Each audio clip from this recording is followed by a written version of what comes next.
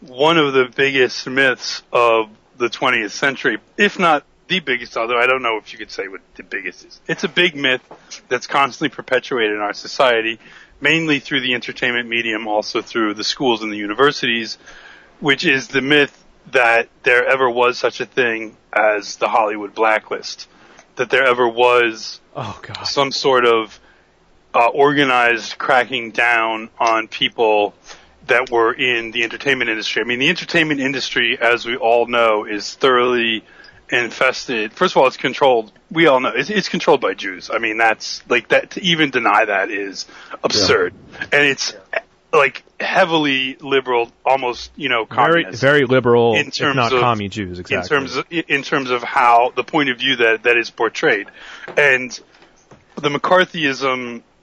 The claim of McCarthyism, the claim of the Hollywood blacklist is bullshit. I mean, if you go back and look at what actually happened, there was whose actual careers were ruined.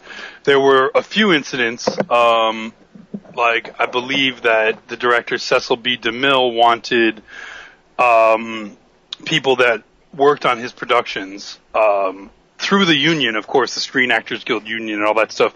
He wanted them to sign a declaration that they weren't communists. This is, and if they didn't, then he didn't want to work with them. So that's considered to be horribly oppressive. That like a stipulation of the contract is that you're not a communist. And I have this woman, I guess Norma Barsman. She says she's a blacklist survivor. I mean, she describes her life in exile in Paris as we had dinner with Picasso every Tuesday night. Oh, when we were at our country house, incredibly oppressed. Yeah, right. She's incredibly oppressed in our country house. Yves Montand and I'm sorry, French names I can't say them. Simone Signornet, Jacques Prévert. We're all friends. I'm sorry, I'm not even going to try to pronounce those. Yeah. Plus, we got to work with all the amazing European directors, including Vittorio De Sica and Constantine Costa-Gavras. Oh, God. I just it was hard. Hold on. She closes it with, it was hard, but it was also the time of my life. That, my friends, is life under being blacklisted by Hollywood for being a commie. And if I could just also add to that, I mean, I think there was, of course, the famous Hollywood 10 that went to jail, but they went... She was one of them. Her husband was one of them. Who I was just they served less than a year each. Like, they barely... And they actually did commit perjury. They did. So the crime wasn't being communist. The crime was lying to Congress under oath, which they did. They did a year for contempt, is what it was. Contempt. All of them did that. Okay? Yeah. Everybody that was asked, are you a Communist Party member or are you a communist? Yep. They lied. They lied or they pled the fifth. And they didn't, and they lied under oath, so they all perjured themselves. Yep. Now, those 10 did one, I mean, that's like, this is the time when, the Stalinist show trials were going on in Moscow, where the regime that they were loyal to was like summarily doing show trials and executing people. And another interesting thing is, I mean, a good case example of this, which I've actually done a little research on, is Sean Penn's father, Leo Penn. I just pulled that up, yeah. He was a diehard communist, and he was also a director. And he claims that he was a victim of the blacklist, but if you go to his IMDb page and you look at his work history, I don't see any gaps. Some blacklist. Like, there is no gap in the period of time that was supposed to be McCarthyism. He was still directing films and television shows throughout the 50s. There was no gap in his career. There was another thing that happened with the Hollywood 10. There actually, when it first came up, there was like a group of big actors that like traveled to Washington to show moral support, and actually they're like, we're talking Humphrey Bogart, Danny fucking Kaye, if you guys like national anthems, Gene Kelly. They flew to Washington to support them, and their testimony was just so bonkers, off the walls, commie bullshit that they actually all were just like so embarrassed they just turned around and went back home. That's actually pretty funny. Yeah, I mean, I love the hiding behind.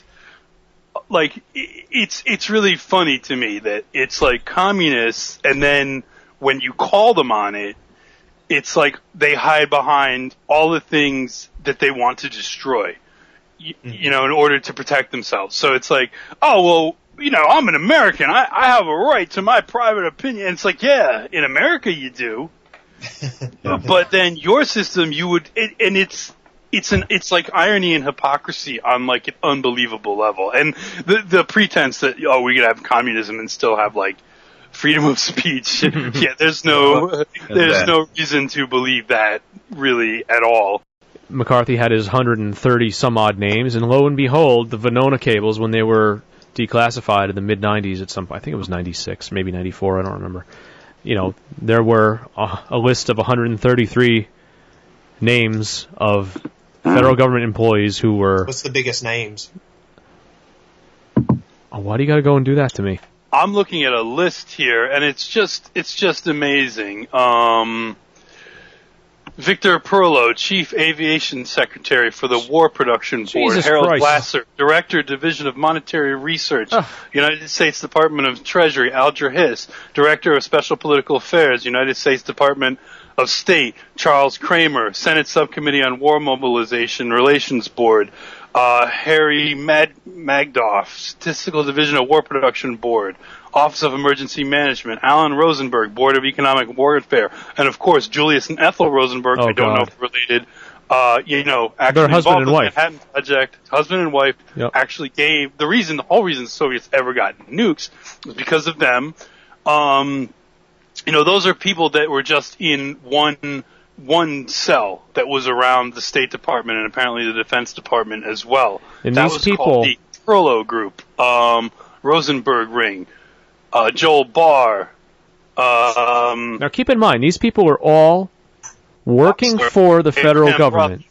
Look, I mean, I could keep going. Of course, keep going. You're going to notice a certain pattern in these people's last names. I mean, maybe I'm just a racist. Maybe them just, you know, but that'll bring us to a segment on the program that's coming up. We're not there yet, but we'll get to that. There's something you're going to notice as I listen to the Rosenberg Ring, Joel Barr, Abraham Brothman, Klaus Fuchs, Vivian Glassman, Harry Gold, David Greenglass, Ruth Greenglass, Miriam Moskowitz, Abraham Brothman, William Pearl, Morton Sobel, Ethel Rosenberg, Julius Rosenberg. Yeah, okay, the Silvermaster Group. Nathan Gregory Silvermaster, Chief Planning Technician, Procurement Division, United States Department of Treasury. Yeah, I know, it's really funny. Jew name ever. Yeah. Silvermaster. Who could be pumped? Dude, it's crazy. Helen Silvermaster, Shlomo Adler, United States Department of Shlomo. Treasury. I mean, it's amazing. Bella Gold, Bureau of Agricultural Economics. Shylock Wait, here we go. Sonia Steinman Gold, Division of Monetary Research. Irving Kaplan, George Silverman. I mean, it's insane. It's it's actually funny. I'll put the list. Is this the Merchant Minute? List. Yeah, we're already doing it. Yeah. I'll put the link to this list up. It's on Wikipedia, and so it's all. This is all from those papers. Yeah. And how this ties in is. There's like a few Anglo names, like one out of every 20 maybe is like an Anglo name, but other than that, nope.